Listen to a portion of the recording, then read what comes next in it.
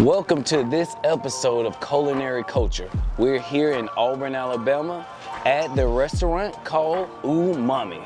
So we got a special treat for y'all today. Welcome to the show, and you know, run it, Rich.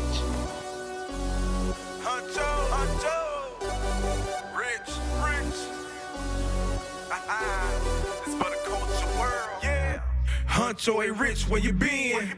Culinary lifestyle behind the lens.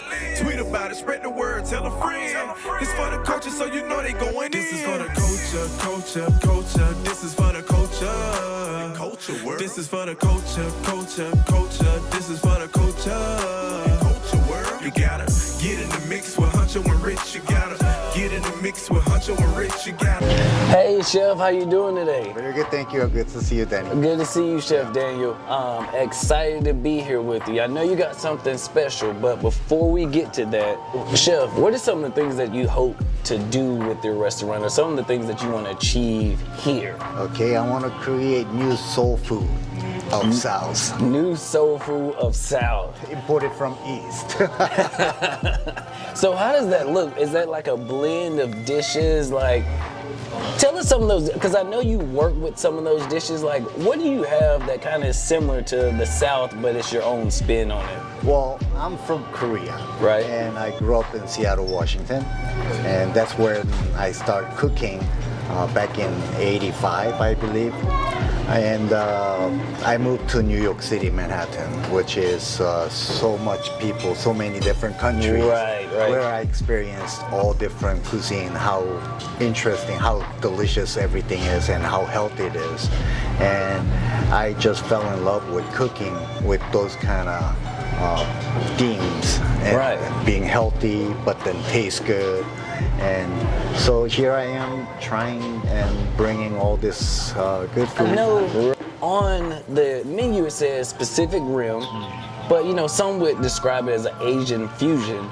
You're kind of just like a cultural fusion all together. So, because it's more than just Asian things here. Like like you said, I feel when I eat some of your dishes that we get a blend of multicultural foods there. That's right. Because I lived here in the United States longer than I lived in Korea. Right. Way longer. So my experience with cuisine was here. Okay. Yeah.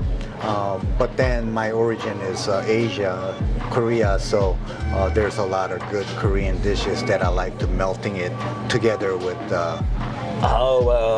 What's like one of your favorite Korean dishes that you like to kind of blend in with some of your foods? Noodle soups. Noodle soups. Yeah. Got it. Ramen, jjampong. Right. Yeah, that's my favorite. Got it. Chef, you mentioned the ramen. So the ramen is one of the famous dishes around here. Tell us about the process, just a little bit. You don't have to give us the secret recipe, but tell us about the ramen process. Okay.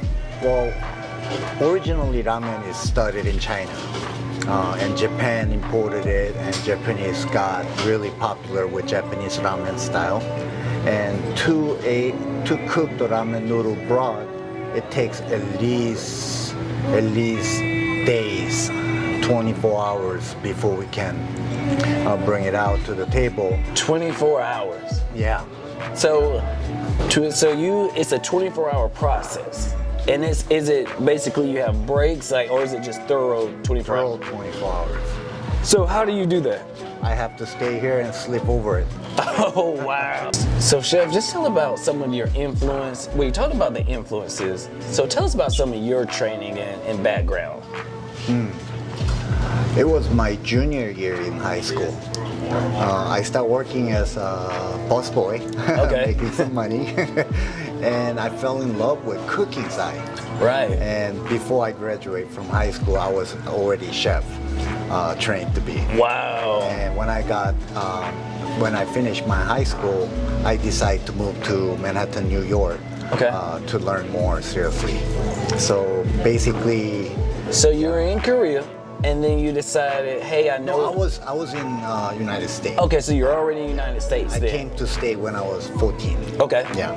So, but you had already knew chef was your calling. Yeah. And that you wanted to be a chef, and by the time you graduated high school, you were already well into your career. Right. That's right. And so, tell us about some of the people that you work with in that training. Well, my first teacher was Watanabe-san, which is Japanese chef. It was Manhattan, New York, where I was working, and he scouted me from Benihana restaurant, which is hibachi table. Right. But I ended up working with Watanabe-san, and then that's how I started really seriously about cooking with seafood and steaks and all that. And after that, I moved to Florida, Clearwater Beach. Okay. Florida. So you're in New York, and you wanted to get warmer, so you went down to Florida. And I started my first restaurant when I was 21 years old. My first restaurant was 1991. Wow, wow. Yeah, ever since I've been in the restaurant business. So was it similar to some of the things that you do now, or is it a little bit different, or?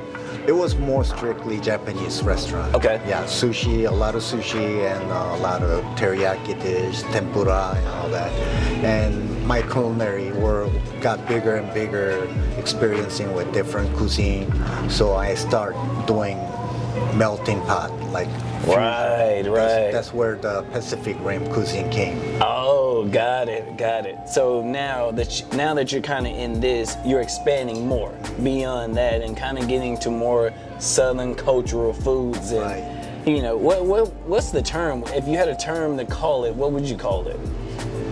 Term of Food? What would you call the Asian Southern cuisine? new style soul food. New style soul food. There you have it, new style soul food. So, Chef, I heard you got something for us today. Yeah, I'll bring some appetizer. All right. Hold on.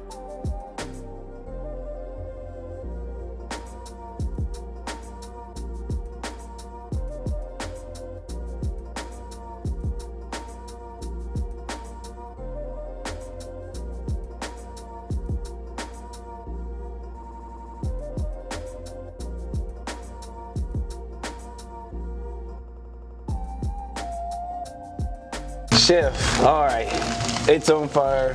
What do I do? Go ahead and make a wish and blow it. All right, I blow it out? Yep. All right. All right. Oh man, I feel like it's Christmas. What's inside of here? Look at that steam that's coming off of that. Oh wow.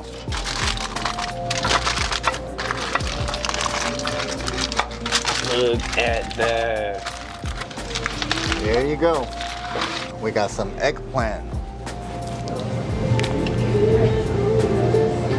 Wow. So let me get a fork from over here. Let me try this. It might be hot, so gotta be careful.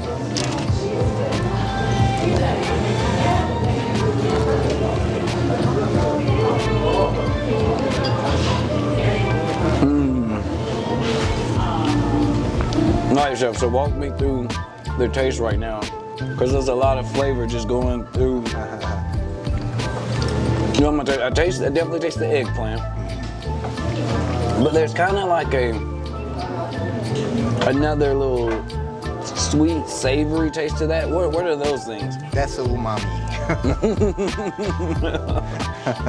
It's the restaurant. It's got white tuna and crab stuffing, and it's got our special black bean sauce.